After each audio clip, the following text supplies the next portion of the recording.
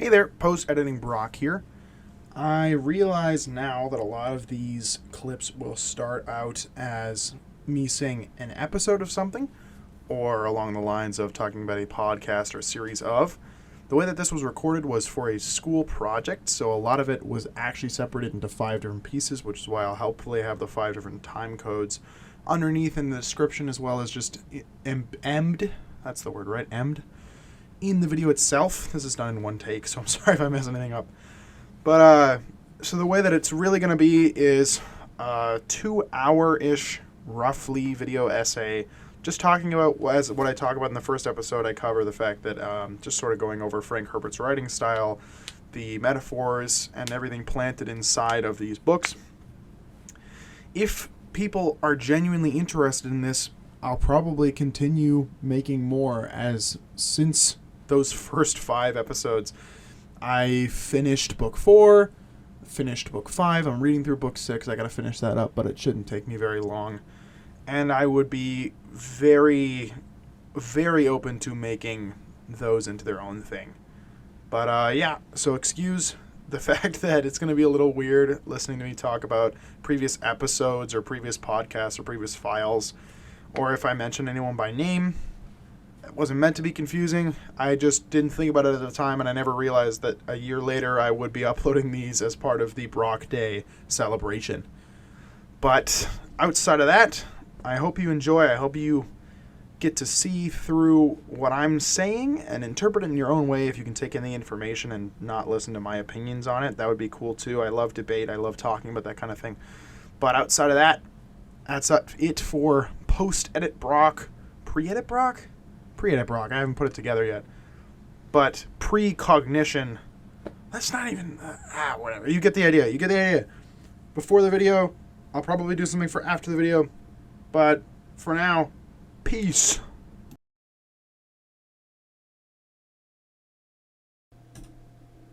I'm not really sure how to start these podcasts or what the title would be. So I guess this would be the start of it. For my first episode covering the first 4 Dune books, because I'm covering all 4 as I've read all 3, the first 3, and I'm into the 4th one now.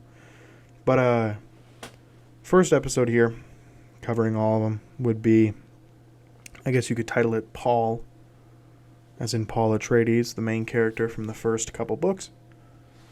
I'm going to be covering sort of his character as a whole, his effect on the story, and the metaphor that he carries throughout all the books.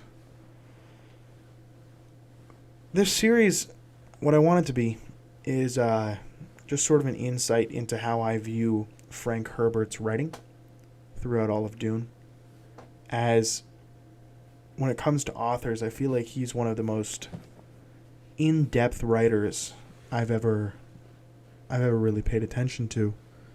Just in the sense that before all his books, he typically used to research, this was before he died, around 6 years in advance, so he could get all of the ecology and world building and politics right, just for his book.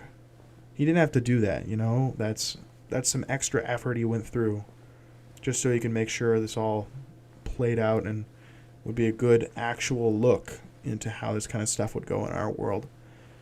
And I've never really seen any other author do that before. You know, like a lot of authors tend to just write from personal experience and write from personal history, which can lead to a very one-sided, one-faced book, in my opinion. You know, like that one opinion from that one person doesn't really play out compared to actually reviewing it all and seeing what it would be like. So that's what I really want to give an insight into that, into his mind, and how brilliant his writing was, especially for the time. You know, I think his first book, if I can look it up really quick, I'm pretty sure it was around the 60s. I think the first Dune, but let me check here.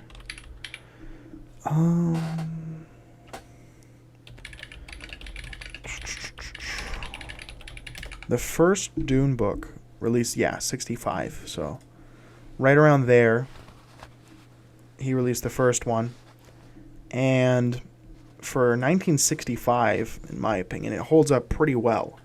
Like, especially since they're still making those movies now, which I think is awesome.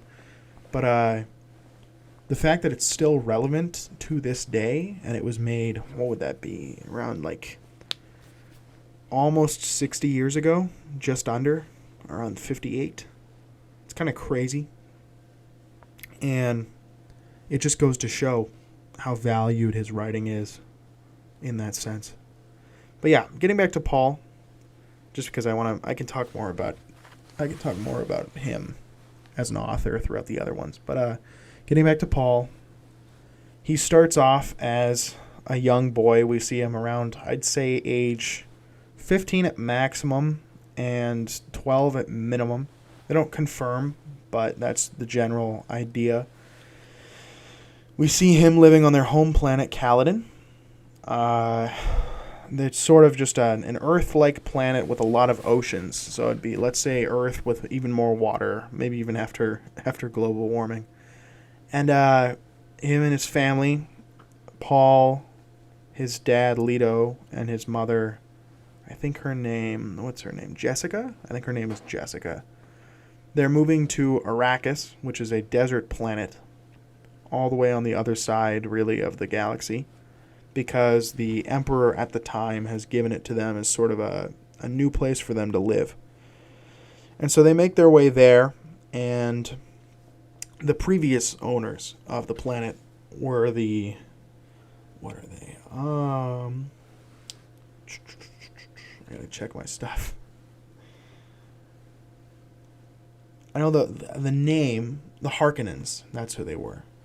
So the previous owners, the Harkonnens, are sort of like the enemies of Paul's family, the Atreides.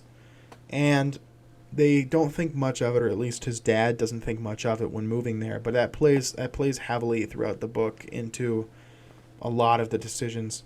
And so they move there, and it sort of ends up being a trap, really. It's just a horrible place. There's no solutions to most of the problems, and so it's kind of like a death sentence in that way. And it ends up being a death sentence. They actually end up losing a lot of people, and Paul's father, as well as one of his main guards, end up dying in a battle with the Harkonnens, because it was all really just a big plan to get rid of the Atreides as a whole. They were sort of like a threat to the Emperor in a sense. But yeah, from that point on, Paul goes, I guess he's tested by the Bene Gesserit, but I'll cover them in the second episode more. He's the result of a long line of breeding programs where the Bene Gesserit sort of planned out different couples so that they would have kids with specific abilities and like intelligences. And he's from a long line of breeding. So he's incredibly smart, very perceptive. He's basically like, I think they call it the Kwisatz Haderach, or Haderach. But that's pretty much what he's at that point. That's what their goal has been the whole time. And so we get to Paul, and right after his dad dies, he goes from being a really young kid to taking on that responsibility of being the Emperor, as his dad's gone now. Like, he takes over. I think it's passed on because it's passed through blood. So his mom can't be the Emperor of the Atreides, as she is not blood. She is married in.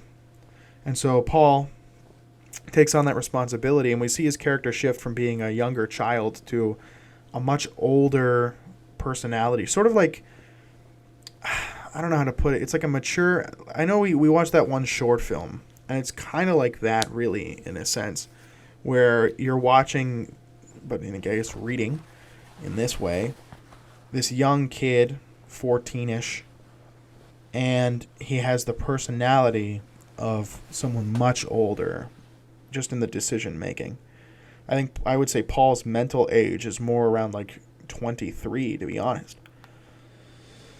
And we see that reflect a lot through them escaping and his planning out of everything. He's just really good at planning out ahead and seeing all the different ways, which is what they call those mentats in the Dune universe. It's sort of people who are able to process a lot of information and see how things will play out. And so we see his brain develop in that way where he's just so smart. And he ends up, there's this on-planet race called the Fremen. And they're sort of like, they're the natives of this land. They know how to live here better than anyone. They have a perfect way of life, like it's sort of like a cycle, to be honest. And they treat water very highly, right? It's a desert planet, so water to them is one of their biggest resources. Even over the spice, which I'll cover towards the end of this series, and the spice itself is the rarest thing in all of the universe.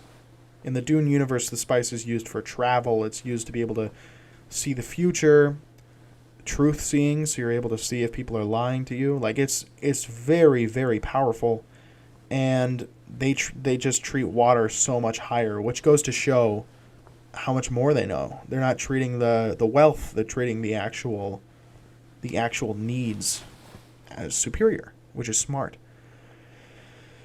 So Paul ends up getting a really good relationship with the Fremen. He grows on them well and fast, as he's just a really smart kid, and he's really I wouldn't say he's really strong, but he's battle confident and accurate. He's been trained well by Halleck Gurney, and his battle experience just from that is enough for him to defeat one of, like, not the best Fremen, but one of their better warriors. And by defeating him, he makes his way into the Fremen culture. So they let him in because he defeats that guy. That guy was the only one challenging, and after defeating him, he makes his way in. It's sort of like a trial by combat to see whether you get in or not. And no one's mad at him for killing this other man, actually, because it's purely ritual. It's not out of anger. It's not unnecessary. It's just their way. Their way is, if you have a challenge, you fight it out. You don't just let it sit there or do it through a trial or like any of that. You fight it out. Whoever wins wins. And it's an interesting idea, but we see it evolve. We see it evolve later on into violence, into a lot of violence. Anytime the Fremen later on in the books, I'd say around book 3, anytime they run into a problem where they disagree with someone, they kill them. So there are a lot of unnecessary deaths caused by this importance, I guess, the importance of fighting. And that's another topic that Frank really covers in these books, is violence itself. Is it necessary in like all these different situations? Most of the time, no. It ends up causing more problems than needed. A lot of characters, a lot of things suffer. Even the Emperor ends up dying based off of this rule of trial. And so we see Paul infiltrate this way of life, because that's what the Fremen are. They're not really a people. They're more of a way of life in that way. We see him get in there, and they treat him with a lot of respect just because he's such a good kid, and he's smart and cunning, and he's better than a lot of their warriors, so they're fine with him being there. And it's sort of a jump from that point to when he's actually around 20-ish, I would say. Maybe a little younger, maybe 19. But I know he's like an adult. And his mindset doesn't change too much other than him being able to see the future. And you'd think that with the ability with a premonition and being able to see everything that's going to happen, you would be excited, that would be sort of a gift. But when it comes to Paul, he treats it as more of a curse. Being able to see all these different futures and having to be the one to choose carries a lot of weight. And we see him struggle with that anxiety throughout these books. He struggles heavily, and his route around it is sort of through addiction. He gets addicted to the spice and being able to use prescience or premonitions. And I'd say it goes poorly, for him at least. He gets so focused on these future things, he loses the real present moment. And he goes from being able to enjoy what's happening in the moment to only focusing on what's going to happen later on. There's actually a moment where he forgets what point in the timeline it really is, and goes from being fully aware to being distraught. He has to actually talk to people to see what's happened already. And it's interesting, that's something you never really consider when there's like that question in class of like, what would you rather have, the ability to see the future or the ability to read minds? No one ever really thinks about the consequences of being able to see the future. They just go, oh, well, it'd be awesome if I could see the future because I already know how they're going to react then and I don't have to read their mind. But if you know how everyone's going to react, you'd just stress more. You would be stressing so much more. That social anxiety would amplify if you were able to see all of that. And I think they show that well in the book. Another point where they really cover the consequences is when they talk about this thing called abomination. And basically what abomination is it's the ability to see the memories of your previous ancestors. And Paul doesn't really have to deal with it. Paul is he's not preborn, which is a term for being awake in the womb. Basically, you're awakened to reality, and because you're awakened so early, you're able to see all those ancestors' lives. And so he's not exposed to it because he was not preborn, but his sister is. And by the time the third book rolls around, she ends up getting fully possessed, which is what they call abomination. And basically what that is they can see the future, but they can only see it because they know the past, right? So they see past decisions and past consequences, and they're able to apply that to current situations. But because they're able to do that, she ends up getting possessed by one of her ancestors, and it turns out to be Baron Harkonnen. So the main enemy of the Atreides ends up being her greatest ally, or so she thinks. He takes over her body and makes her do horrible things. But it's this metaphor for having too much power. It's that symbolism of being too strong, because she has so much power to see the future, she doesn't even see what's right in front of her, the consequences of what's going to happen, until it's too late. And that's really what Paul covers too. He's sort of a metaphor for what do you do when you reach the top. Because he gets so integrated in Fremen culture, he ends up actually becoming, it's sort of like a Jesus type character, or God. They refer to him as God for a bit. Muad'Dib is his God name. And he struggles a lot when he gets to that point. He has a lot of anxiety surrounding what's being done in his name. And it's interesting. It's interesting to see that. You never think about, you always think about, oh, it'd be so nice to have this much power, that you never really think about the fact that if you had that much power, what consequences might come with it. And that's where the premonitions come in. Like, I feel like all of the first book leads up to the second, and the second is the transition to the third, and the third is where the message really comes across. Because in the third is where we see Aaliyah struggle with power. The second is where Paul does, but he ends up losing his eyes and disappearing. So that's the end of his showcasing of the problems. But Aaliyah is a great example of how bad it gets. And I feel like if the world could read this series, if anyone who wants power that badly, is so hungry for it, could read these books and just get an idea of what might go wrong, that would be a great benefit. That would be a great benefit to society. It would help so much with all the problems we're having with people who want power, with politicians who want all this strength, to see that what we really need is to be united in a sense, and to actually focus on the problems at hand, but not in a sense of getting rid of all of them. Because what they show in the book, and this is where Frank Herbert's research really comes in, is solving your problems might just cause more problems. So with Dune or Arrakis, the problem they want to solve is the desert. There's too much desert. There's no water. It's hard to live on this kind of planet. And so their goal is to start converting desert to actual greenery.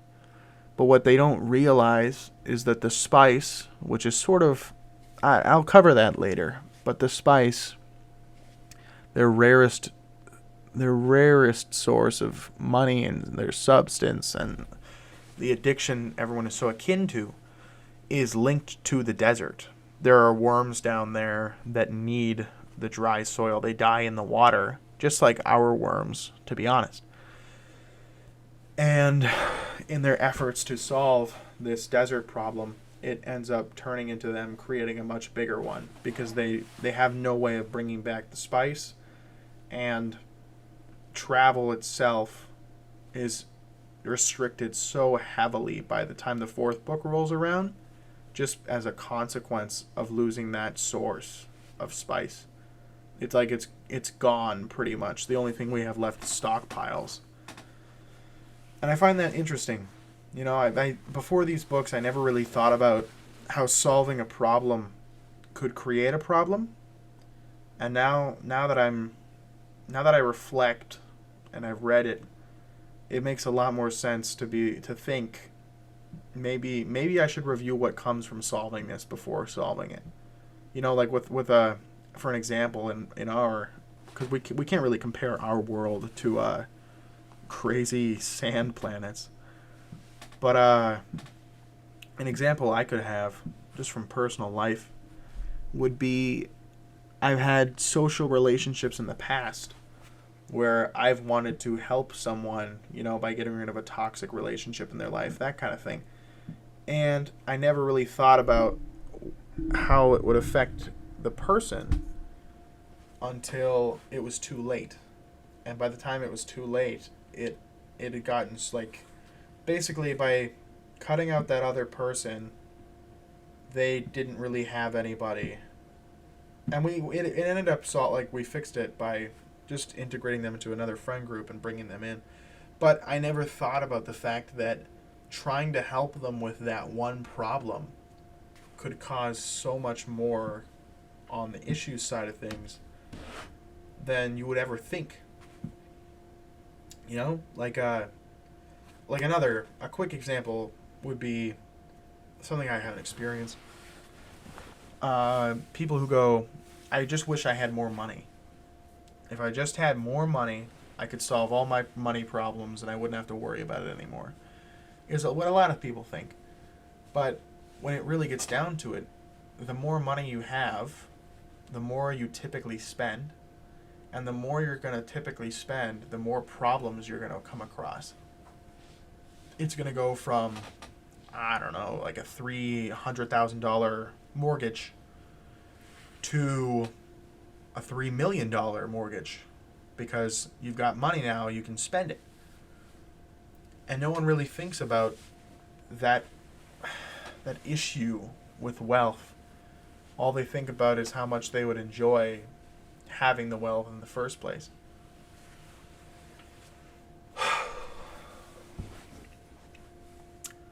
If I could give any lesson from Paul himself, specifically, not from Dune, I think it would be, no one should want to be deified, and if they are, they won't want it to continue. Just from that stress and all the pressure, as well as the things done in your name that you would never want to be done, you'd never encourage, but people take it the wrong way.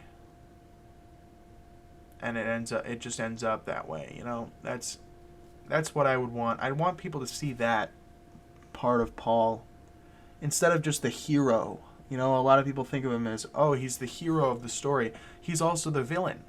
He accidentally causes a whole lot of murder just by existing and pushing for that religion. They call it the religion of Muad'Dib. Just by pushing for that, he causes so many issues and so many problems for himself that he lets himself lose his eyes just so he can escape. In Fremen culture, losing your eyes is call for banishment, and he is so afflicted by this worship that he does anything he can to get out of it, and once he's able to get out of it, he's just done. He goes, I'm being exiled to the desert, and you'll never be able to stop. Like, you can't stop me. You have to send me out here because I'm blind. He lets his eyes get burned out of his head, which is kind of crazy. But it puts it into perspective.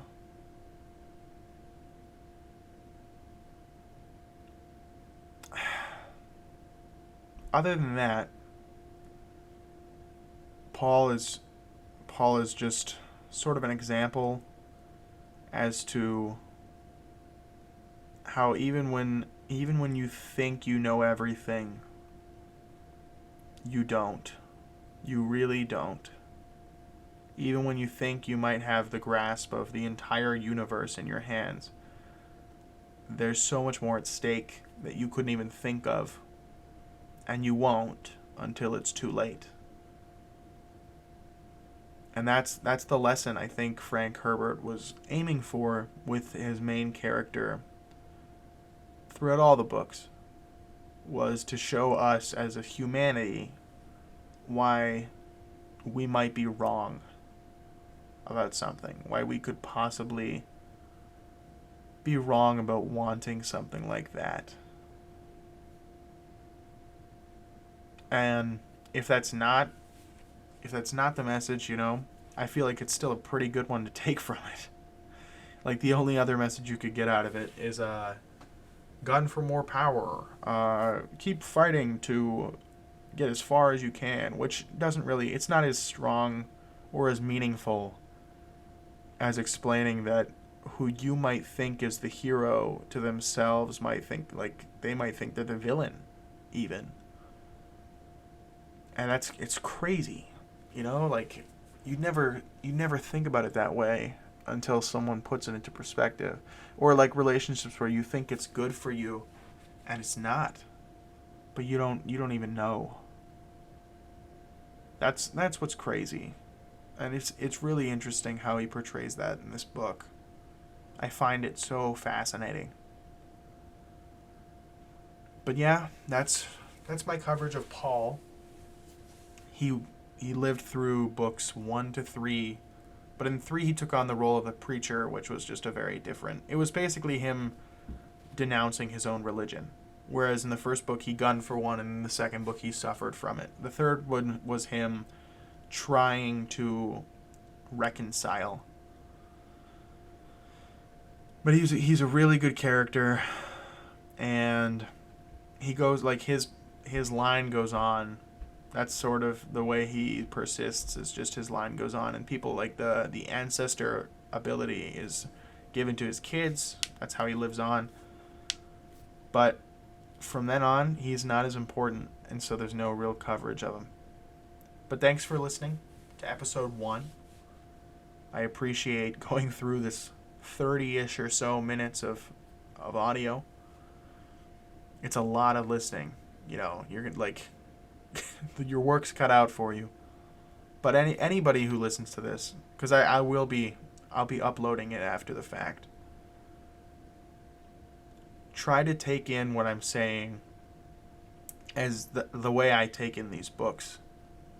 There are messages I'm not even really saying most of them because I can't put it into words, but the underlying stuff is what I want you to focus on.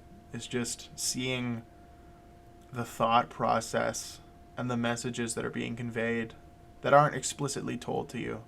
I feel like society as a whole could use that lesson of looking for more, deeper, instead of being spoon-fed all their ideals, actually pushing for something more. But yeah, that's the end of the first episode. In my second one, I'll be covering 3 main relationships that sort of push the story forward.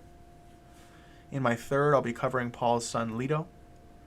In my fourth, I'll be covering, I think it was the differences between utopia and peace, but I'm not sure. The fifth I can't really remember, but I know the sixth is the metaphor of spice. I really want to cover how spice represents a lot of greed. But yeah, that's it.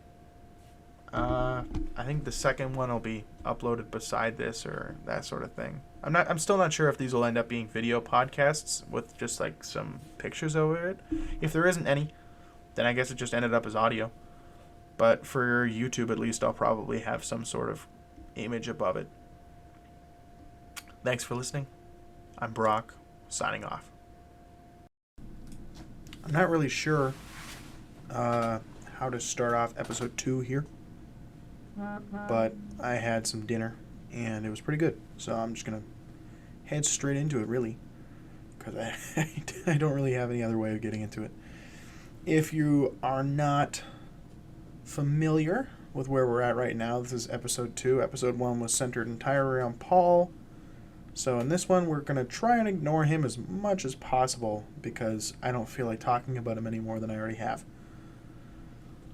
This episode is going to be mainly dedicated to Aaliyah, Ghanima, and I think Jessica, who's Paul's mother, just as they are the lead females throughout this series up to the point that I'm at. In book 4, there's another girl, but I haven't read enough to actually know much, so I can't cover her yet because I just don't have any clue.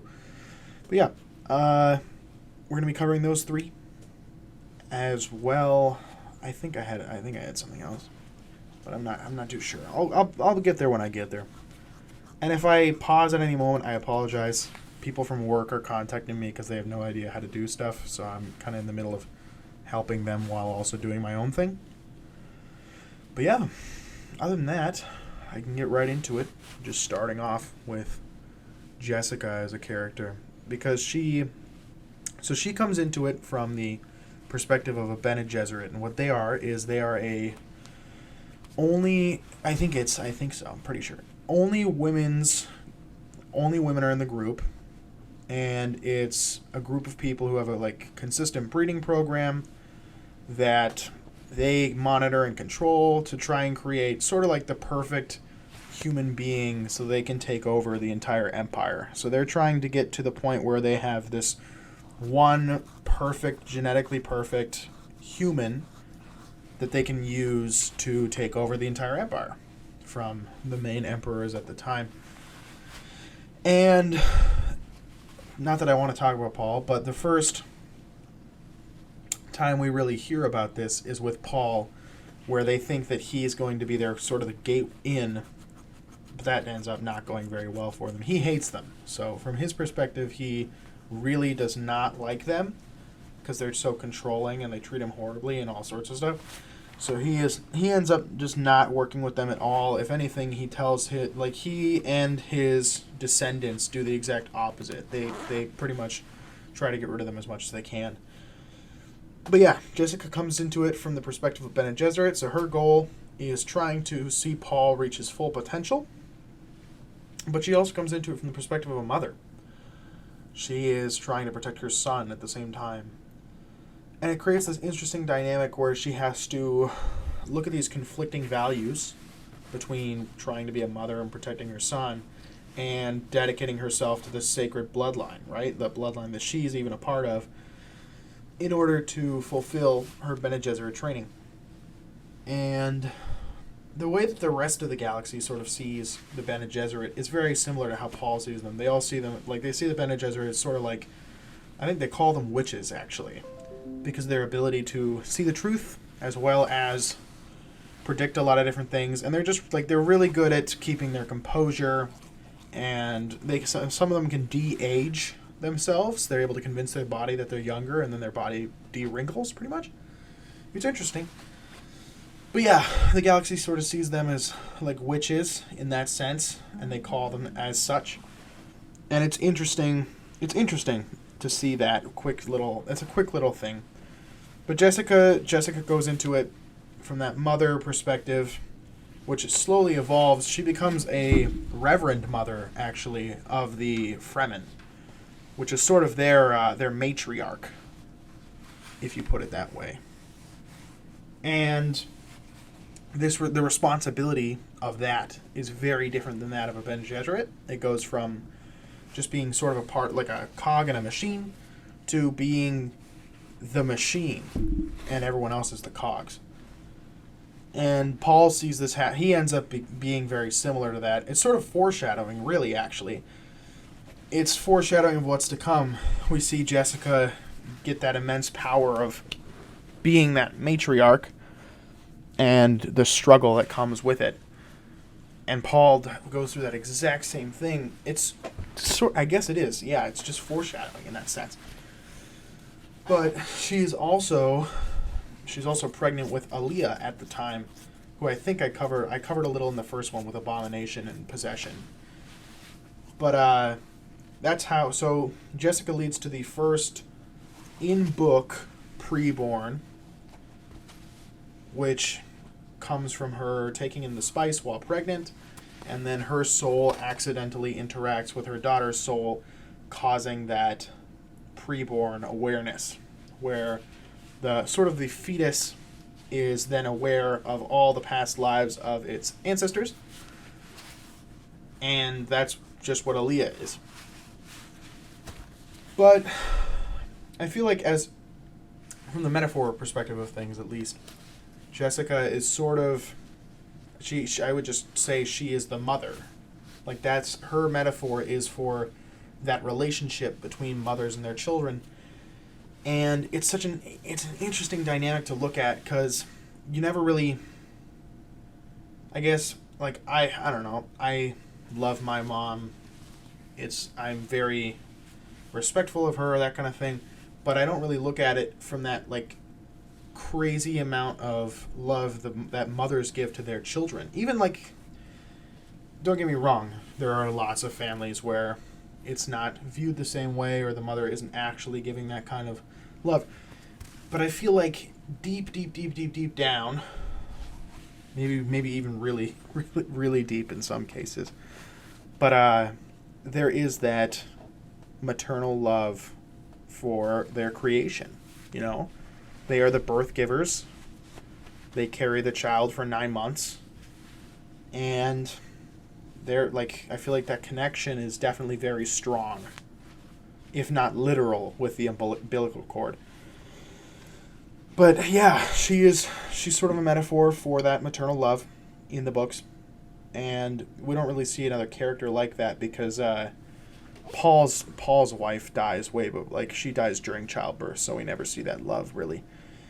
But with Jessica, we get to see it, and it's interesting how she tries to... So when Paul is assumed dead, she keeps her composure for a really, really, really long time.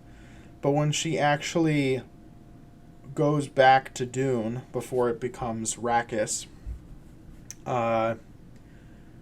she breaks down. She breaks down sobbing, just after because she's finally out of the public eye, and because she's such an important figure, she's then able to actually come to terms with her emotions towards his death. And it's interesting how she had to put up that face for all these people. It's sort of, not that I don't know, I don't like defending politicians most of the time, because they defend themselves enough. But it sort of gives an insight into, like, those people with that much power, where, can you imagine what parts of their lives they're hiding? Like, the fact that they're already so open, I can only imagine what they're keeping hidden behind whatever they have. But that's another topic for something else. But it's sort of a metaphor. She's the metaphor of maternal love. She's the metaphor for hiding all, like, just internalizing all that stress. Especially, like, the Bene Gesserit themselves are a metaphor for that, really, with the fact that they can change the way they look, change the way they act to cater. And that's an interesting topic. But moving on to Aaliyah, Paul's sister, I'd say she's sort of the metaphor for trying to fall, like, I'd say she was overshadowed, and she's always going to be in that shadow of Paul, because Paul was literally like their god. So when he's gone and she has to take over, she struggles a lot with trying to keep a hold on the reins of this huge religion, because it's just hard for her, I guess. And it's understandable. You know, like, you're trying to keep all these people, this absurd amount of people, in a specific way, and following up your own brother it's an interesting dynamic. It sort of gives you an insight into the relationship between siblings, which is exactly what they are. But just that relationship of, like, I don't know if based on the viewer here, I have no idea who listening to this will have siblings, but from my personal experience, when my younger brother was born, it was interesting to see all that attention. Like, you go from being a single child and not really needing to share anything, any attention really, to sharing it all with this other kid. And for Aaliyah, instead of it being like the older child loses attention, Paul gains way more. It's sort of a reversal. And so she suffers greatly from this neglect, though not really neglect from everyone, but from her own mother, I guess. which could possibly be what leads to that whole possession and abomination. But that also comes from her own greed. I feel like she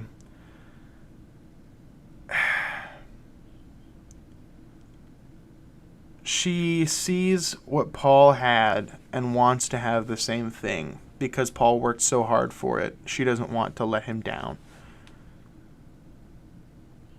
And that's what's interesting about her character through that third book, is just trying to live up to while also upholding the legacy of her brother, which is sort of what I feel like it is for sometimes younger children when their siblings do really well.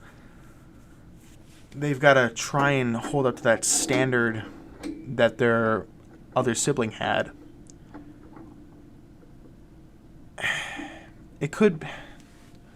I've never really thought about it too much, but it could be a metaphor. It could be a metaphor for parenting. And just in the sense of like you can have expectations for your child, but make sure you're still there for them. Don't pile all these expectations onto your kid and then leave them to fight the wolves, you know? Which is I've never really thought about it, actually. But that's probably what she is. She is a direct warning to parents of what will happen if you don't follow your child through their growth.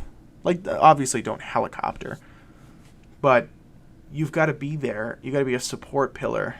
I know too many kids who don't have parents that are like supports, and that relationship gets so stretched out that they end up just cutting it off because it's not worth it anymore. Which is really sad, but that's just the way it goes. But yeah, when it comes to Aaliyah, she is definitely that metaphor for neglect, but also trying to overcome that shadow of a sibling in that sense. I want to quickly jump to Ganema before covering how they all really relate to each other. Ganema is Paul's only daughter, so Leto's sister, Leto the Second. And I think, while neither of them really know their dad as a person, because they don't meet him, seeing as he's dead. I think he's dead. I'm pretty sure he's dead. No, they meet him. Never mind, I was wrong. But for the first 9 or so years of their life, they don't really know him as him. They just know him as a memory. It's interesting to see how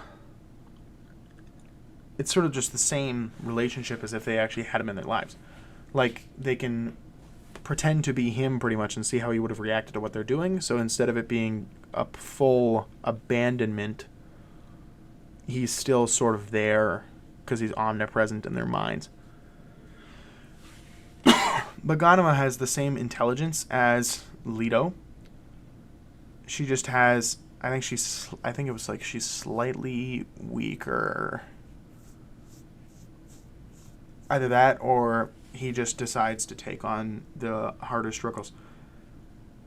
But it's so she isn't covered too much throughout the book. The only thing that I really want to bring attention to with her is how she is sort of just treated as like, you know, that royal thing where royal families would marry off their children in order to get like ties, sort of like business ties. She is treated in the third book as one of those like off family marriages where you send them off to get married so you can like pull in the other family. And she's so against it, obviously, because the other family killed in quotation marks. He's not actually dead. But she's convinced herself that they killed her brother. I guess it's not really like present throughout all the books, so it's not a crazy observation.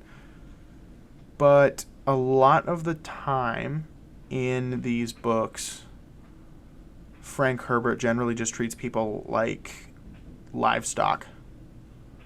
Like he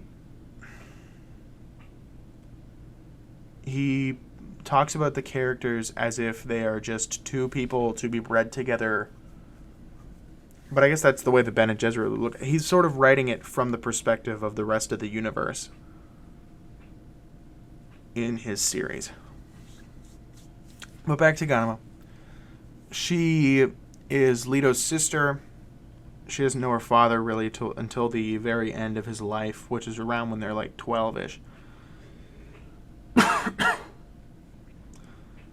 But other than that, she's not mentioned much, and she dies immediately after the end of that book. So there's not too much to talk about. But I feel like she is another... She's like the better... She's Aaliyah, but if taken care of better. So if you actually, like, if Jessica had actually paid attention to Aaliyah, that's sort of what Ganema ends up becoming. She's got, like, the full potential, but she actually knows how to work with it instead of letting it control her. And that's most of what her character has, really. The thing that ties them all together that's really interesting to me is how they go from sort of helping, like they're like main secondary characters. So they always help the main character. Each of these women, they help the main character like push to their main goal.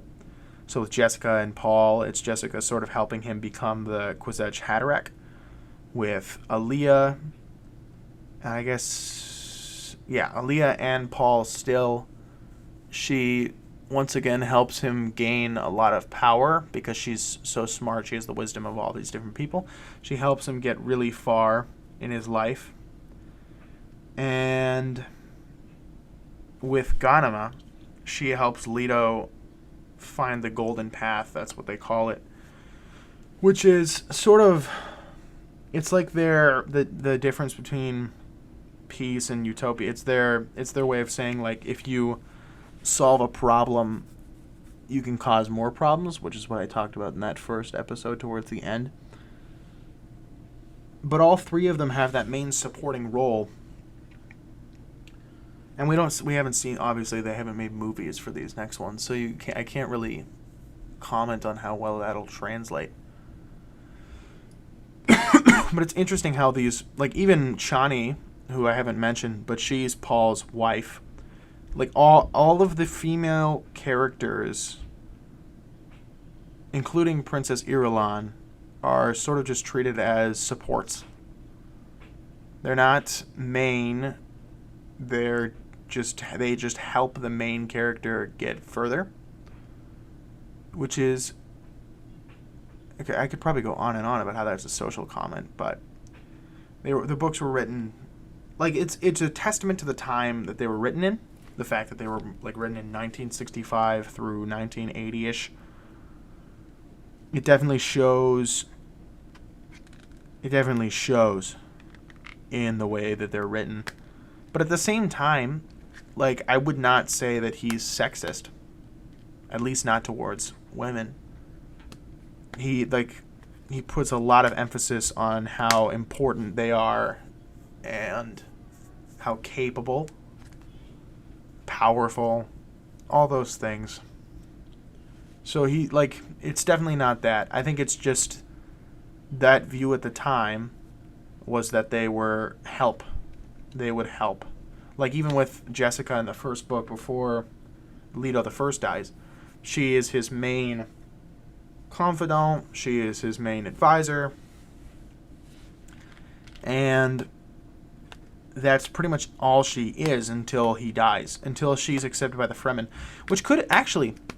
Yeah, that could totally be a comment on, like, him just going out of his way to be like, this is the old way, and the Fremen are the way it could be better. Because the Fremen are always treated as, like, their way of living is smarter and superior to everyone else's. They're literally just better off.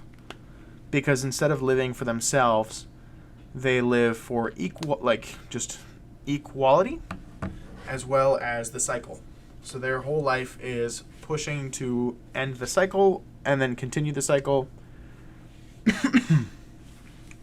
So the way they treat their women is very similar. But though they do, just going to say this now, they do treat them like property for most of the time. Like, if they're not reverend mothers and stuff, then they are treated like it. For example, Paul fights one of the main Fremen of one of the tribes to get into it. And when he kills this man, then he gets to claim his wife. Which, while reading the book, is really weird and sort of just sounds like slavery. So, I don't like that much. But it's like, while Frank Herbert was trying to give the women in the book a more important role, at the same time, he went about it sort of weird, and I'm not sure if it really balances itself out. Like, I haven't done the math, like the literary math, but he definitely tries, especially for that time. He definitely tries. I wouldn't call it admirable in any sense, especially with the stuff I'll talk about later on, but he tries to find that balance. Not really capping it off here, but knowing that I don't have too much time left in this one, I do want to focus on the Bene Gesserit a bit more, just because they're an interesting little thing. It's sort of like, imagine I don't know if you've ever seen any of those, like, people who are like, oh, feminism's horrible because, and then they insert an example like women thinking men should have less than women or something like that kind of thing. basically extreme feminism, like the extremist version of it. That's sort of what the Bene Gesserit are. They are that extremist portrayal where they hate all men. They know they know that their way, no in quotation marks, that their way is the best way and it's superior to all others. This leads to some interesting, they hate Paul, basically. They hate Paul because he's a man and he has their powers. They don't think that men should be allowed to have those powers because they are the birth givers and so on. Like all the stuff I mentioned at the start. But he ends up defying them, and I'm not really going to comment on what that would be. It's sort of just a weird little thing. But yeah, there's sort of that extremist feminism, and I feel like Frank Herbert sort of he uses them as just a stone to throw around often. Like anytime he needs a character for people to make fun of, he typically pulls out the Bene Gesserit. But at the same time, anytime he needs a character who is on the sidelines super powerful, he pulls out the Bene Gesserit. They're like his trump card for most situations, and it's interesting to see that switch. But other than that, to actually cap it off, in the fourth book, the women make up all of Leto's army because he basically just says they're superior. I can't remember really what it was, but I'll have that by the time I get to my other stuff in other episodes. I'm pretty sure it was just something like they think faster and they think more critically. I have no idea what those studies are. I haven't looked into them. But Frank Herbert did his own research, so maybe it's right. I'm not going to guarantee.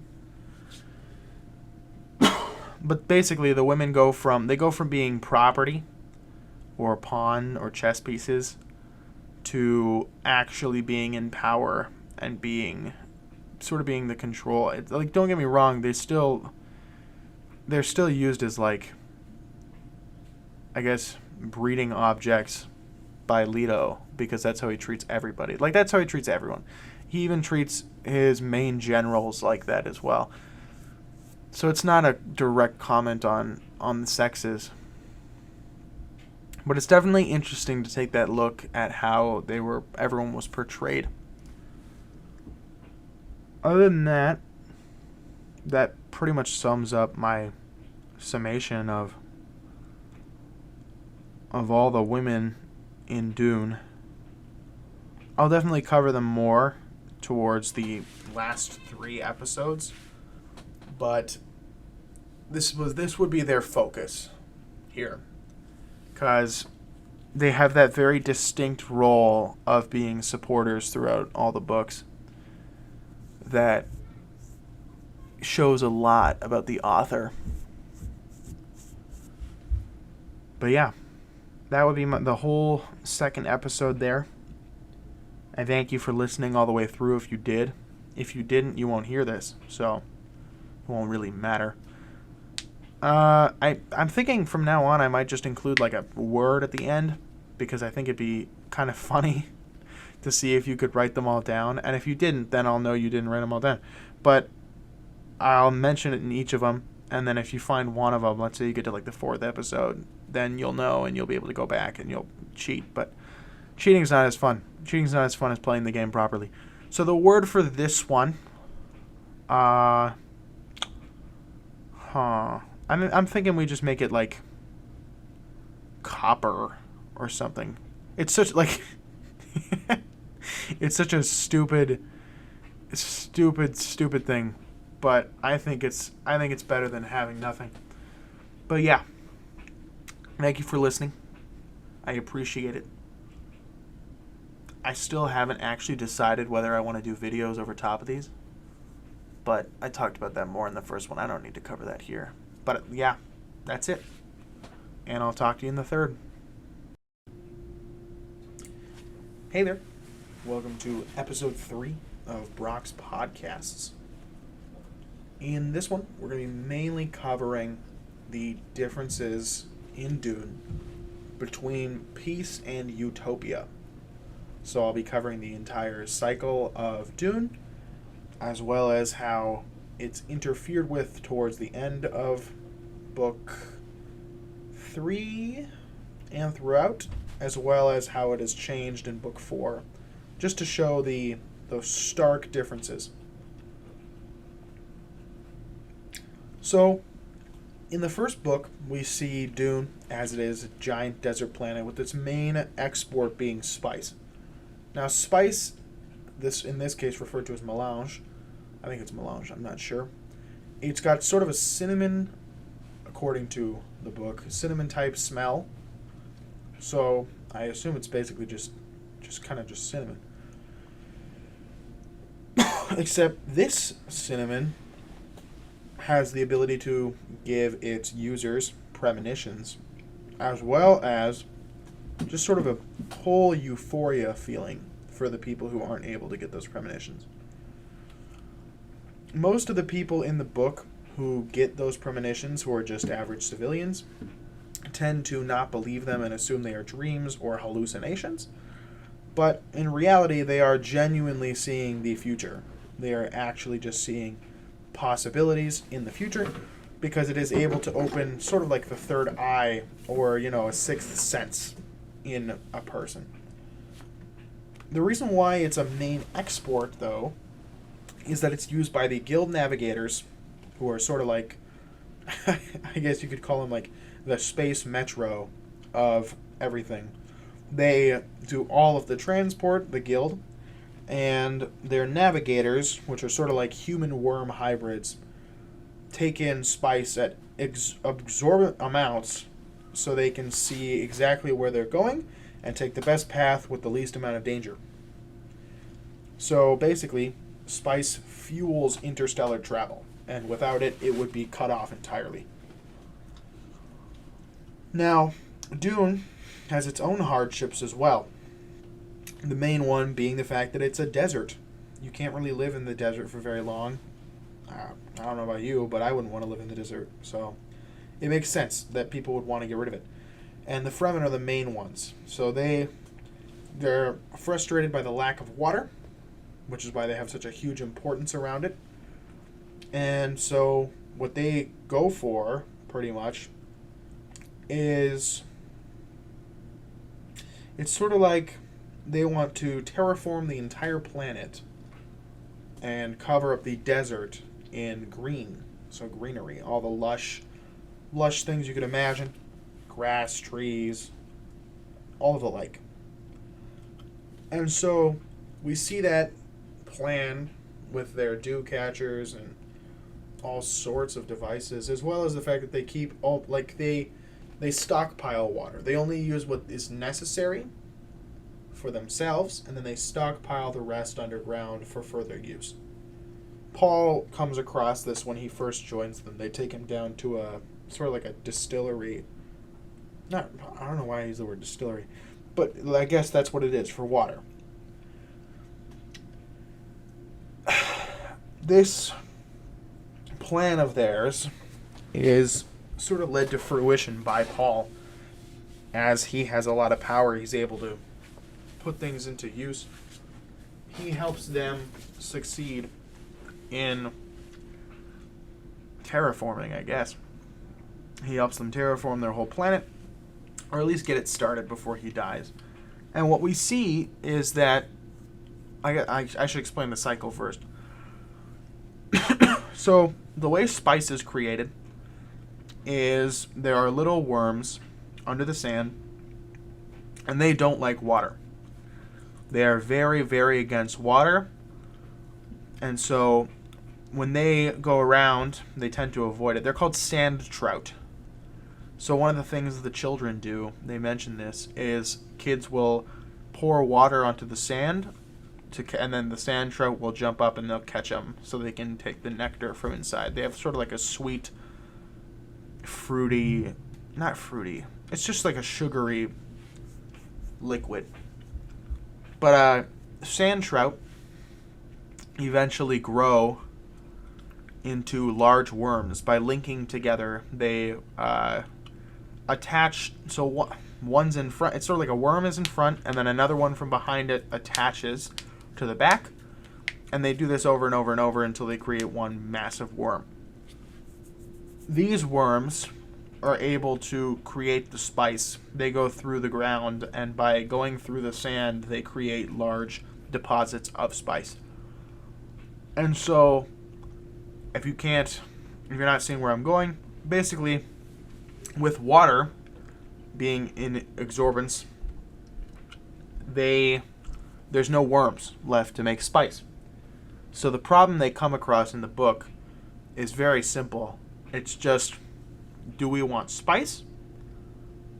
And this is coming from Paul. Do we want spice to be able to export and fuel all this travel and power? And the Bene Gesserit need spice too. That's how they have their reverend mothers and their truth sayers. They need spice in order to be able to see that kind of thing. And so the choice is between having the spice and not living in the desert. Basically, it's like, do we want an easier life on our planet, or do we want an easier life for everyone? And they choose the former, not the latter. Not really because they have much of a choice, actually. Leto sort of chooses it for them. He sees the whole future. This is Leto the Second. He sees the whole future and decides for everyone that it's the best course of action, in a sense. And so, by changing the whole planet, they end up with lush greenery, but no production of spice. He has a stockpile, like he has a giant stockpile. But that's the sort of the price that they pay. And it's that's where I want to bring up the differences between peace and utopia. So peace would be that life cycle of the sand trout. For the Fremen, that was their peace. They just sort of lived a cycle life where you live, you work on, like, you do your daily duties, you do all your stuff, sort of your ritual work, and then when you die, your water is given back to the tribe. And so that was their cycle. But with the terraforming, before the whole planet is terraformed, we see the Fremen lose their vigor, lose their, I guess, will to be strong. And that's where it goes from peace to utopia. And you can't have the two. That's what the books emphasize. You cannot have the two at the same time. Because it goes, like, we see it go from that peace to what they consider utopia, them being able to have, like, perfect harmony with all this stuff. But then they have no spice. And so by the time the fourth book rolls around, interstellar travel is extremely constricted because there's not a lot of way, like, there's no real way to get spice. And they tried to take a worm off planet, but it ended up just dying. So that never really ended up coming to fruition. At least not from what I'm seeing in the book so far. For all I know, that might have been a foreshadowing, and I haven't seen it yet. But what that tries to tell us is you've got to pick one or the other. So either you can have everything the way you want it to be, but you're going to have to struggle really hard for it, or you can have a very simple, like, you've got a guaranteed life, but you're not going to have everything you could want out of it. We see Paul struggle with this in the fact that he basically just tries to die. He sends himself off into the desert so that he won't have to make that decision, because it's such a difficult, like, you're choosing between incredible hardship for everyone or mass death is sort of the deal. and he finds it really difficult to choose, so he just doesn't. Whereas Leto sees that same difficulty, but he only sees the one choice. The one choice for him is letting everyone deal with the mistakes of their choices and reconverting afterwards. So going back from that utopia of lush back to the deserts of Dune by turning himself into a worm. So he lets smaller sand trout climb onto his body, and then using their abilities, they slowly grow onto him, and he becomes a worm. So I haven't gotten very far in the fourth book, but so far he's been referencing the fact that in I think it's like another 100 years or so, he will be the main producer of spice because he is the worm. So he will be the one to actually produce all the spice, and there will not be any other producers of it, which is interesting. It's interesting to see how he is going to rectify that main choice by helping later down the line. And pretty much everyone in the galaxy can't stop him, and some of them already see what he sees, so they just agree. But like he guarantees himself power by becoming that worm, which is what Paul was too afraid to do. It's sort of like it's basically a fight or flight response symbolized on the galactic scale, where Paul chose flight and Leto chose fight by actually pushing through. Other than that, they only cover that a little bit more, but a basic in the first book, where Leto the First thinks that all their problems will be solved, sort of like a utopia. All their problems will be solved if they go to Dune, they go to Arrakis, and take over that main, I guess, the business of spice. But it all goes horribly because with utopia comes greed, and we see that with the Fremen. Once they lose their way, they go from being very strong workers to very greedy, and most of their motives are fueled through greed. Instead of using still suits, which is a sort of a water reclamation suit, instead of that, they then use, like, they wear them, but loosely. They wear their I think the word for, I can't remember the word for it's like a face mask basically, though. They wear that loosely around their face, losing water, because they don't have to care anymore. And that's an interesting one to me, is how you can lose that vigor from an entire society by just giving them what they need, because now they don't have to work for it anymore. And if I were looking at it from a cynical point of view, that's probably what's happening to our younger generation right now. A lot of the kids growing up at the moment, not that I'm saying we have it easier, I think we work a bit more than people used to. But in the sense of actual, like, life, we've been given a lot that wasn't given to anyone beforehand. We have common medicines that weren't even available. Just so much more is accessible. But with that accessibility, it leads to weakness. It's interesting to see how simple-minded we've become. The people who don't even focus on, who don't see all the different perspectives the way I try to, or just maybe even just caused by the fact that we don't have to. It's not required of us to try and put ourselves in someone else's shoes, because life is easy.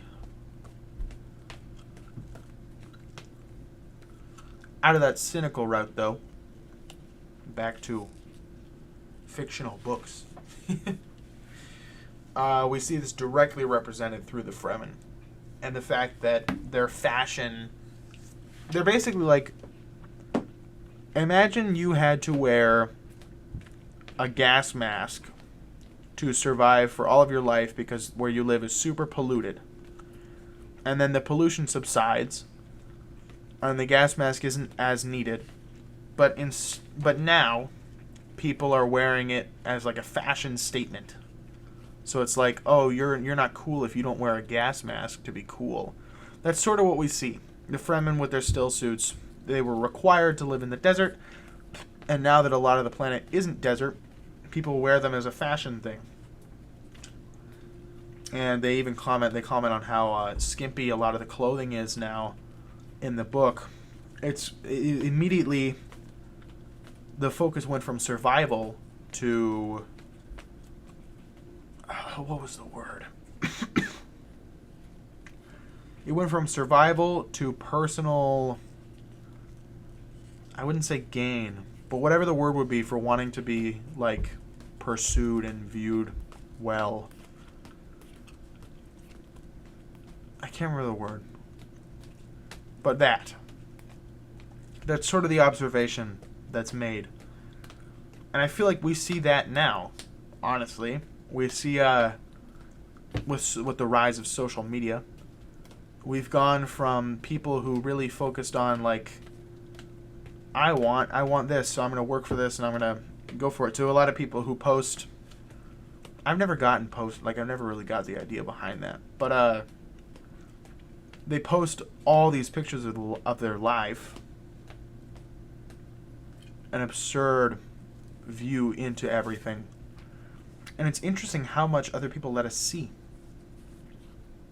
Like, personally, I would never want anyone to know that much about my life.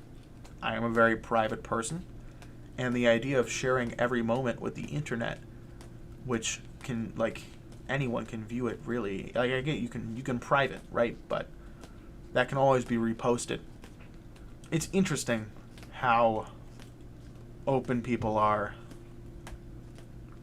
how vulnerable they can become just because of that.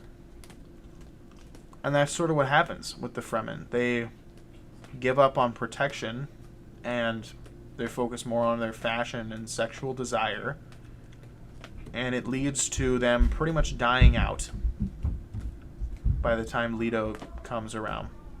There's still some left, but a lot of them have died out, and it's mainly just people who Leto decides to continue with.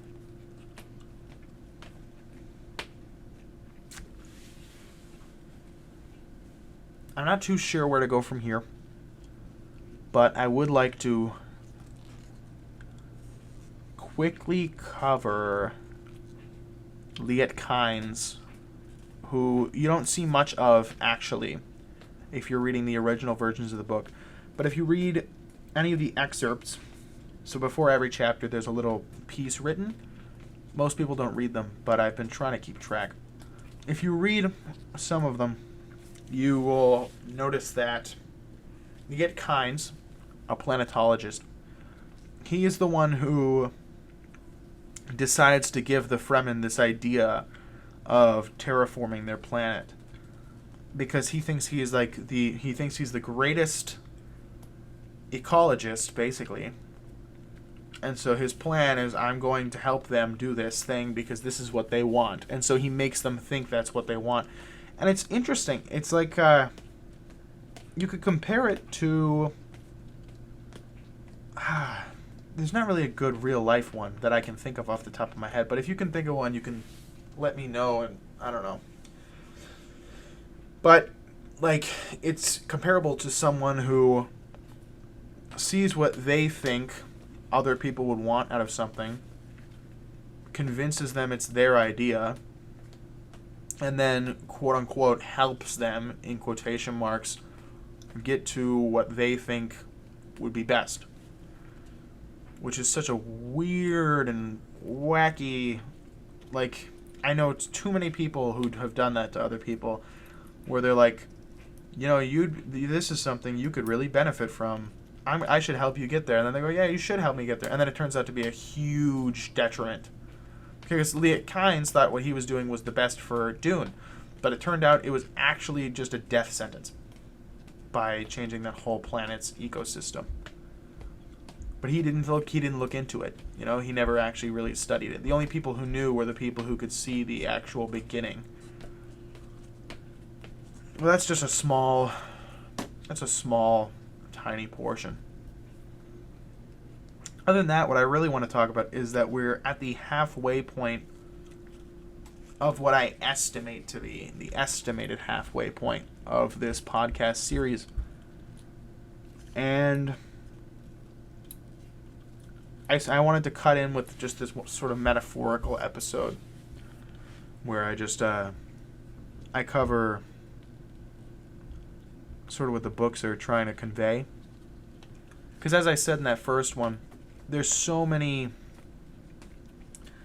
underlying themes throughout these books that the reader who reads to read would not notice, but the reader who reads to learn would spot.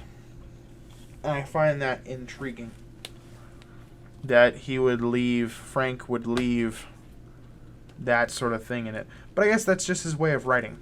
He writes to teach if you want to be taught. And as he said in the, I think, prologue, but more of an author's note of the first book,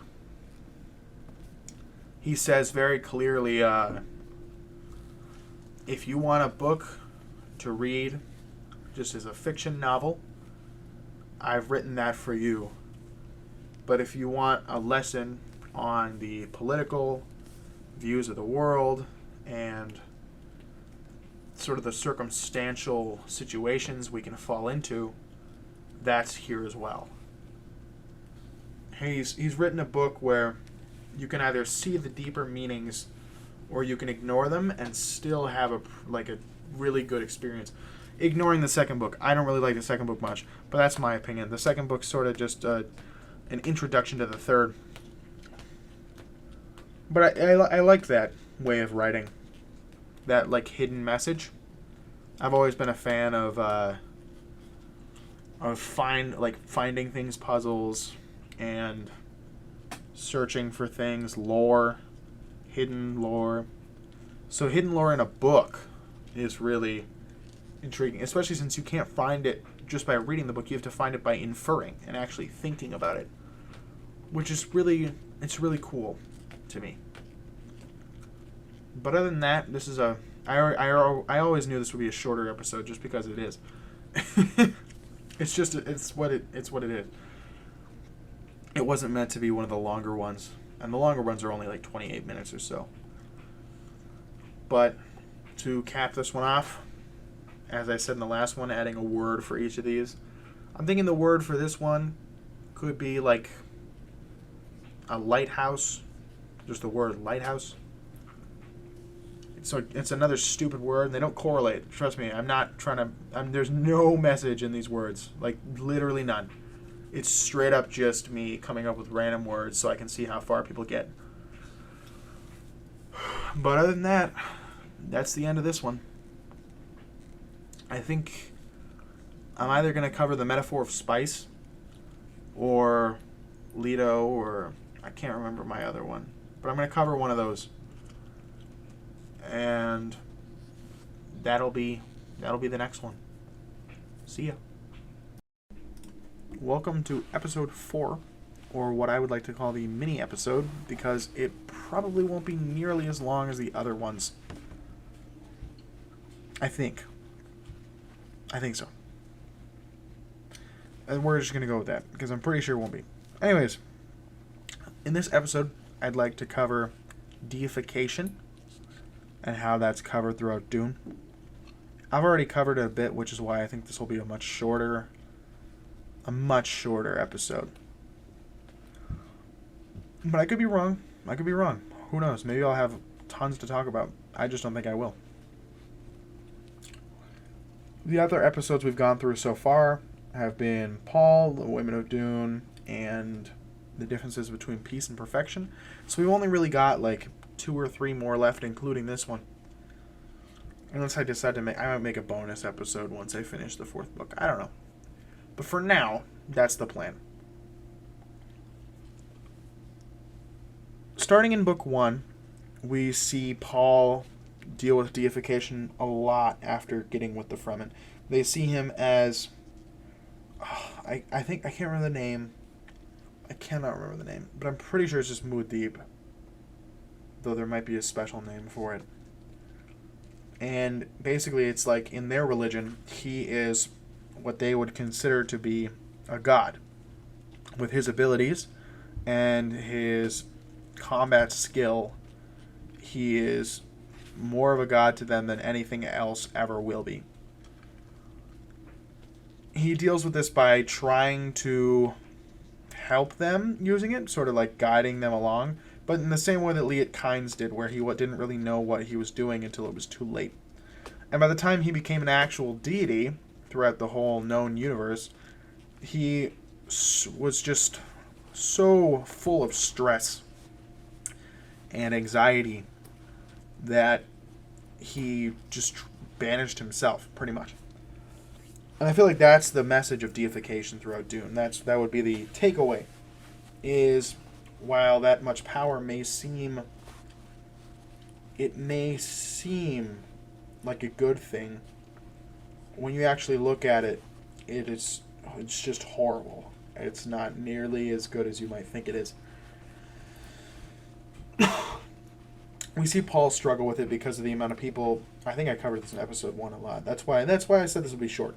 But yeah, we see Paul deal with it pretty much through the fact that a lot of people are being killed in his name, and he would never have told anyone to do that, but people think he would.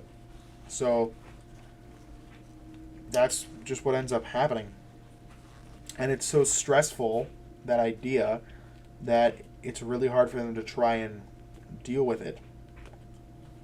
So he ends up just suffering in that process. Aaliyah, she's also deified. And in her way, it's actually worse than Paul, because instead of trying to help them, she isn't even trying to help. If anything, she hates them. And all she wants is the power and glory. I'm not really sure why she went from being such a nice girl to this horrible person. And this was before the possession of the Baron. But her deification is so much more grotesque in that sense.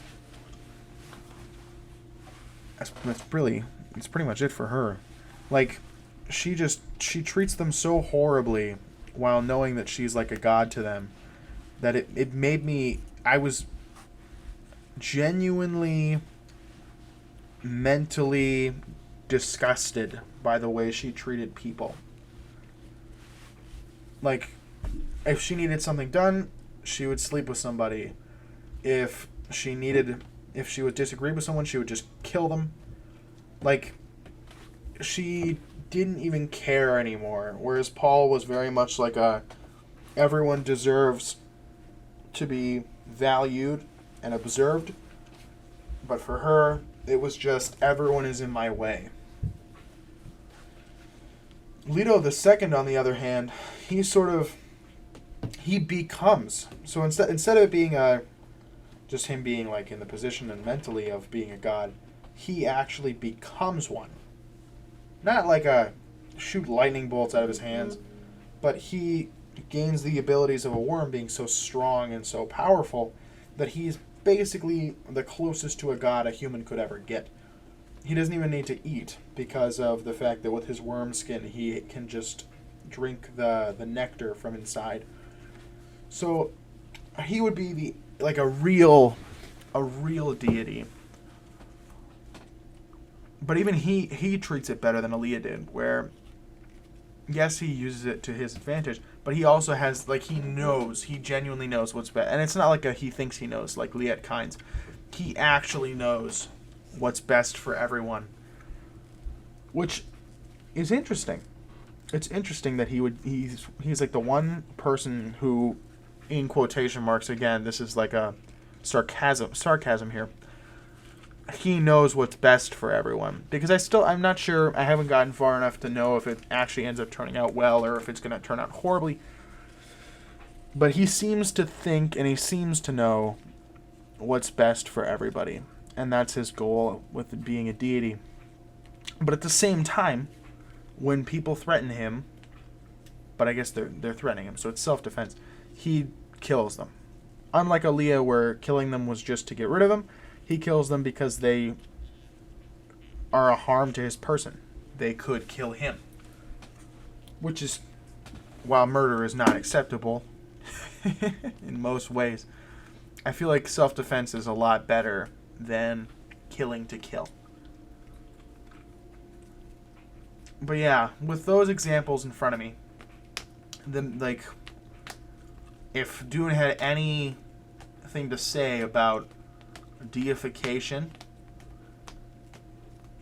it would definitely be saying that it's bad.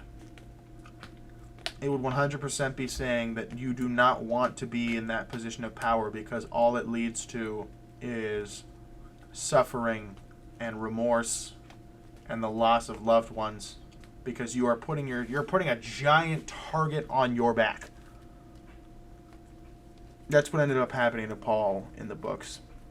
His like friends and family died. He died, all because he put such a huge target onto their backs that he could have avoided. But he didn't, because at the time he thought it was like he could only see so far. He thought it would be fine. You could compare it a little to politics, just in the sense of people who want power to have power, which is the opposite of Leto. Leto doesn't want the power, but he knows what is necessary to do with it. I think you had a quote. This is talking directly to my teacher here. You had that quote on the board that said, the only people who should be given power, the only people who should be in power are those who don't want it, or those who don't pursue it. Though that's probably a twisting of the words. It was a long time ago. But Dune says something very similar. It says something almost exactly word for word, basically saying the only ones who should be given power are not those who want to use it for gain, but those who are using it for they're using it because they genuinely know what's best. And they're using it to keep the universe in balance. But deification is definitely still viewed as a bad thing. It's 100% viewed as a negative, as a con. There's no positive to that much worship. Especially with, like, Paul. So Paul, this is a book, I haven't read this one thoroughly, but me and my dad listened to the audiobook version of it. And with that one, I think it's like Tales of Paul, something of Paul. He's worshipped so much that they build like a mosque, basically.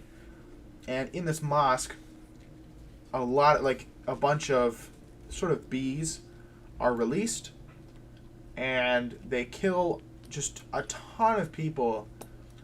And it turns out the only motivation, and this is why I reference, the only motivation behind it was because one person wanted to be known in the history books in the same way that Paul was. Which is interesting. And it's sort of an insight to the fact that with that much power, the only thing you attract is just those with greed. People who want what you have. And I find that to be the metaphor with deification. I find that to be the message behind it, is that the only things it will attract are bad people, bad things, bad history, bad future. It's not going to be a benefit to anybody. That's pretty much all I have for deification, really. It's a very simple topic that I've covered a lot of times throughout the other episodes, I guess 1 and 2 mainly. But it seems like Leto is going about it in the 4th book in a better way, while still super weird, and it's just weird. It's so weird. but it's better than what they were doing, what Aaliyah and Paul were doing. But other than that, that pretty much caps off deification just being covered. I don't really have a word for this one, but if I want to compare to the other ones, because this is much shorter, so it's much easier to get through. I expect more people to get through it. But if you haven't been paying attention to the other ones, at the end of each of these, except for the first, I think I've included sort of a word. But for this, I'd rather include a question, just so that I can see if you make it to the end. And that question would be,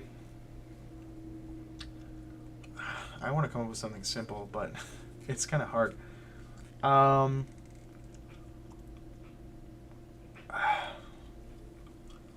What is your view on the purpose of life? I think that's a deep question, but I want it answered in as short as you can. I don't need a giant, long thing. But a nice short response to that would be intriguing, because I like studying the human mind and the way it acts and reacts to things. So knowing how other people view it, because I'm sure it's different than me, would be interesting. But that wraps up this 4th episode. I'm not sure if I'm going to do 5 or 6, but I'll find that out when I get to this next one, because I could probably include the 2 and have it just be a longer episode. But I thank you for listening, and I'll see you in the next one. I decided that I could probably merge my 2 final ideas into 1 episode, and I'm not sure how long it'll be actually, so I'm just going to figure it out as we go. What we're going to cover in this one is mainly going to be Leto II, but I'll also cover the original, just because there's a little bit and I might as well cover it, seeing as I haven't throughout the rest of it. But him, as well as the metaphor behind spice, because that's an important thing. They're both pretty important to the story, but I feel like they merge together at a good point, so I might as well just cover them both in the same episode. Leto the First is Paul's father. His story is pretty blank in the actual books, other than hating the Harkonnens. But where it would gain some interest is in, I can't remember if it's Stories of Paul or whatever it is. But there's a wedding there, and it's very similar to Paul's mosque story, but with the Harkonnens. They send out a bunch of drones. They're like flying saucer things, and they just kill a bunch of people. Those are that's all I really have on him. It's just a motivation as to why the Atreides hate the Harkonnens so much. But with Leto II, the son of Paul, it's a lot more interesting. He has that ability to see all the ancestors that you get from being preborn, as well as he's able to have premonitions of the future without even taking in spice. So he is able to see the future without having that addiction tied to it. At the same time, he ends up becoming the God Emperor, which is sort of his worm form that I covered earlier in the 3rd episode. And it seems like, though I might be wrong, he'll be playing a really important part in the upcoming chapters and books, hopefully. I really like his character, so it'd be kind of disappointing if he died off that quick.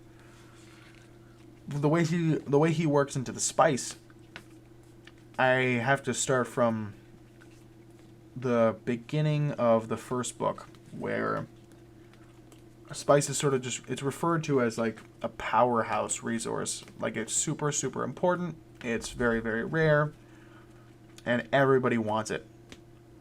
And the closest relation I can think of to spice would be oil. Just like oil, it is relied on for transportation and fully necessary for transportation. It's worth a lot. If you could compare it to anything, you could compare it to that the inflation right now.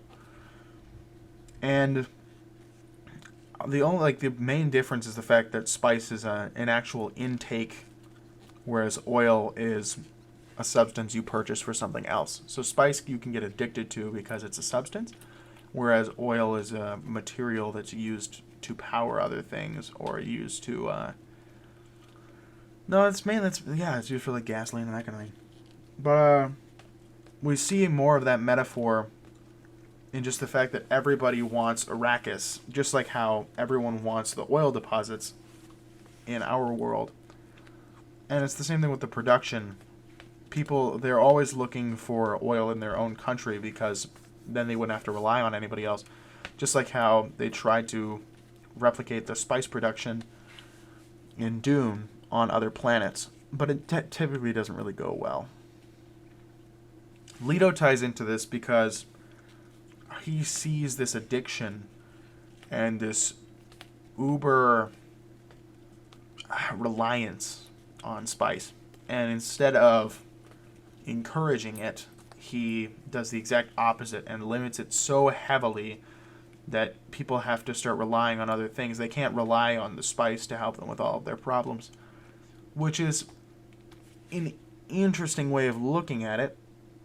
And if I could compare it to anything, I would say it's sort of like a recommendation for what should be done in our society with things that are so relied on. Like, I guess if I could compare it to anything addicting, really, I would say probably social media.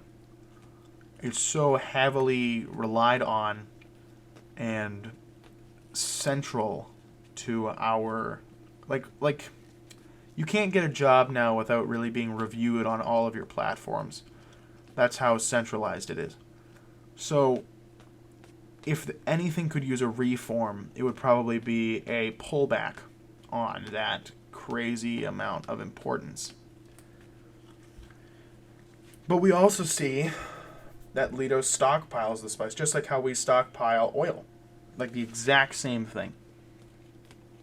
He stockpiles it up because that way he's got the power. Which is what we like. I'm going to be honest, that's what we do in our world.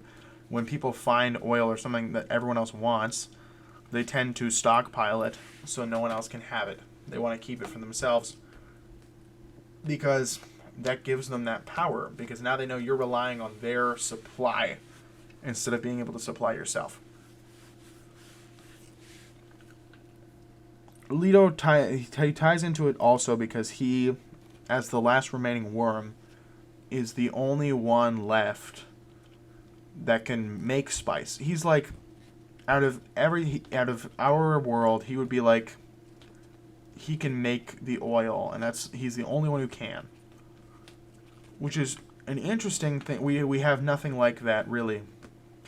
But it's interesting to see that idea of being the only one who can produce that kind of thing. Like a singular person. Like, there are countries who have large stockpiles and large deposits. But there's no one singular person. Can you imagine if there was one singular person? How much power that one person would have? Like, it'd be crazy. But, it's just an interesting idea. It's an interesting concept. But, like, so spice. Heavily relied on, and yet so heavily restricted by Frank Herbert in these books.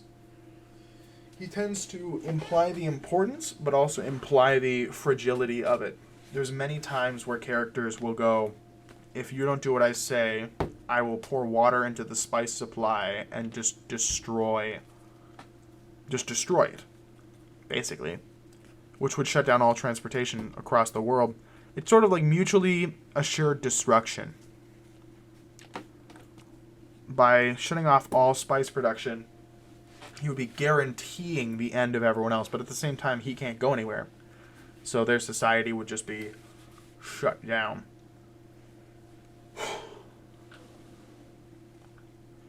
It's interesting. To cover Leto a bit more, he starts off in the body of a child, but never the mind. That's the way the preborn work. They have the minds of, I guess, like centuries old human beings. But, like, they look like children, so people treat them like children. And he even, like, he has a premonition where people are trying to kill him, and he avoids it because he can see the future. Like, that's just the level he's at compared to everybody else.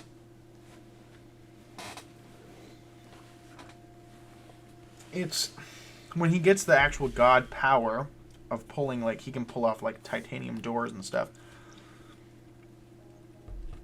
I think it'd be interesting to see what that's like in our world. Not that we'll ever really get to. But, like, a person who can't be beat. That would be interesting. And I don't know if there's any examples of that. I can't think of any, but if you could think of one, I'd love to hear it. Somebody who is so invulnerable to any attack from any way that they could stop anything. It's an interesting theme.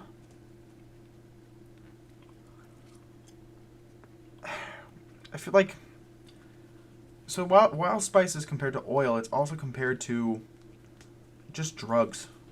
Like, it's basically ecstasy. And we don't have something like that in our world that I can think of where it's, like, so horrible for you and yet it's necessary to live. Actually, no, you know what? That is oil. The amount of pollution, that's a direct representation. Because while we need it for a lot of stuff, just because we don't all have electric cars and we haven't gotten to that point, there's so much pollution caused by that mining that it's basically killing us the way that spice does. Like, it's pretty much an exact representation of how the spice affects somebody. Which I guess that sort of explains why Leto would want to hide it away instead of giving full access to everybody.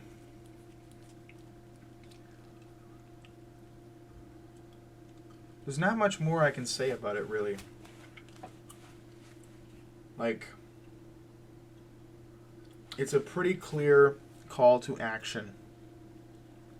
So for the rest of this, I think what I'll quickly cover is just a small detail that I forgot to mention in one of the other ones. In the fourth book I'm at right now, so sexism in the books. He's never really, like Frank Herbert, is never really sexist towards women by, like, he never outright calls them anything horrible. Like, he never goes, like, they're this, they're that. With men, he tends to call them brutes. Other than Paul and Leto, they're usually slow-minded and quick to violence. But like, that could totally just be a representation of what we actually have. However, one thing that's weird to me, but once again, sign of the times, is that he uses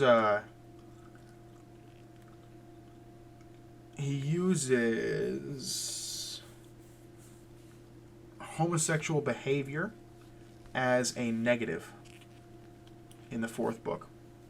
So for Leto's explanation of why he would prefer an all-women army over an all-male army, he says an all-male army leads to homosexual tendencies. And I haven't read much, like, he really only covers it once. But right there, it's clearly not referred to as a positive, as he's saying why he prefers having what he calls the fish speakers, which is his women army. he's clearly saying, like, he's just clearly saying that that's a negative, which is weird. It's weird, but at the same time, he also just refers to men as like studs, but not like a compliment. It's like they are literally used only for breeding in his mind, like Leto's mind, which is Frank Herbert's.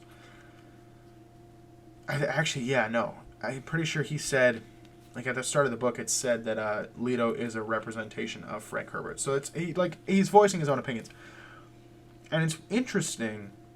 It's interesting to see that, because a lot of the time, people tend to ignore sexism towards men just because it's sort of perceived as not there. Like,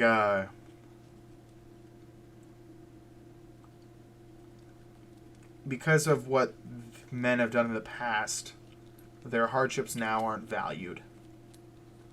Which is weird. It's a weird way of looking at it. But that's the way it's usually treated. And so I wanted to make sure that I covered that during one of these podcasts, just through the series.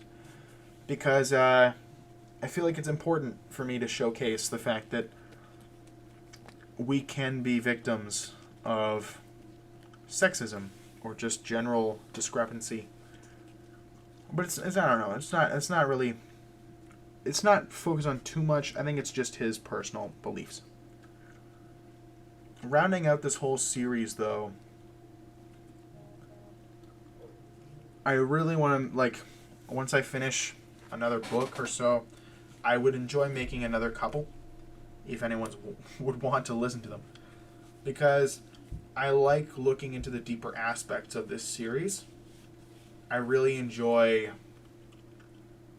seeing the deeper meanings, as I've said throughout these episodes. And I like showcasing that. I like seeing if other people are seeing the same things I'm seeing, or maybe different opinions. That's what I would like to request as well, is if I explain something and you view it differently, I would love to hear about it. Because I want to challenge my own opinions on things. It helps me learn. But it's been a blast recording these. I love talking for long amounts of time. I can rant for hours. But the structure is nice. Actually knowing what I'm going to talk about. I didn't really script any of these because that takes the fun out of it. And then I'd be talking like, hello, welcome to my Dune review. Paul, it'd be boring. It'd be boring and robotic and not fun for anybody to listen to. There's no emotion. Whereas what I'm trying to do here is I want it to feel like a conversation between me and you, whoever's listening. Like an actual a two-way street of words, even though I probably won't get to hear all of what you might be thinking. But that's okay. Just the idea that I'm causing some sort of critical thought is enough for me to enjoy this. But other than that, I feel like I've said most of what I wanted to say. I'm gonna think really quick, just really fast. I'm gonna process and see if I can think of anything that I might have missed.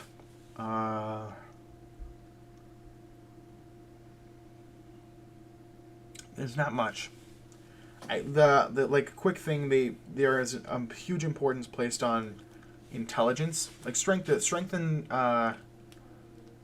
combat experience are also weighed pretty heavily, but intelligence is the one that's like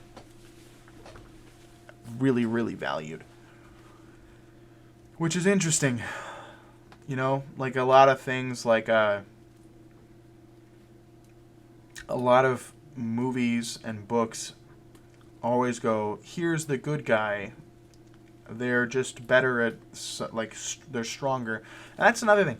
I like these books because there is no good guy. There's no real protagonist. There's a main character, but some of the time their decisions aren't what's best for everybody, and they're obviously not going to be viewed as the good guy by everyone.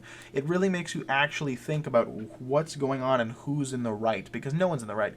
The books are written so that there's no black and white. You're always reading gray. And that's interesting. That's interesting and strange. But that's what I like about them. And I would recommend reading these. My words don't really do it justice, but there's so much detail. I think the first book is like 600 pages. So summing it up in 30 or so minutes each episode doesn't do the writing justice. But the movies, based off the first one, they're going to be pretty faithful. You know, that first one there actually was pretty, like, I'm pretty sure, now that I think about it, it was pretty much scene for scene, character for character, which is what the original movie was supposed to be, but it never ended up coming out that way. And so I'm really hoping that they don't take away from the meaning in exchange for creative visuals, because the meanings of the book, like if they try to turn Paul into some sort of superhero like character, that will turn me away immediately. He is not the good guy, nor is he the bad guy, but he needs to be a neutral, or it's not worth listening or watching. But that pretty much sums up my whole thing for now. I might end up making more episodes once I'm done the next book, but obviously they won't be graded, so that'll just be me ranting. It might not be nearly as structured, but I want to make sure I talk about it all. I want to get all these thoughts out of my head. I thank any of you who are listening for listening. There's not going to be a word for this one or a question. I just extend a hand and say, think critically. Always. Think about your decisions before you make them. Really think about the consequences of your actions. And when you think you have an opinion about something, try and see the other. And I know it's hard. But try and see the other side, or how it could be viewed differently, because it helps with when people disagree, because you can see why they're disagreeing. And it's sort of covered in these books, but it's also just a personal life lesson. But if I was going to tie that to the book somehow, they're written in a way where you can see everyone's perspective. And so try to see everyone's perspective. But that's the end of this series. I thank you a lot for listening.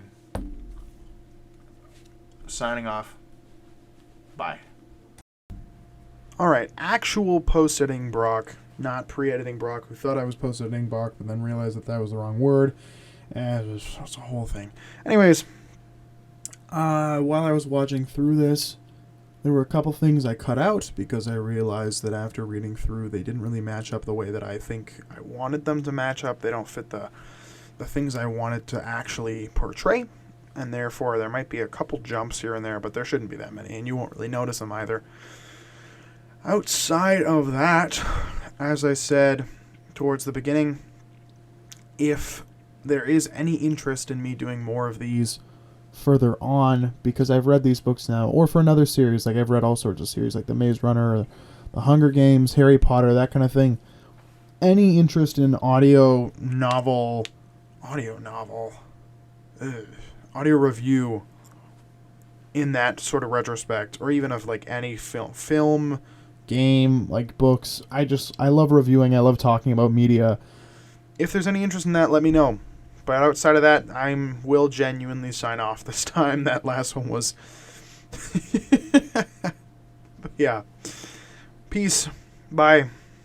Have hopefully a good evening, morning, afternoon, whatever time it is.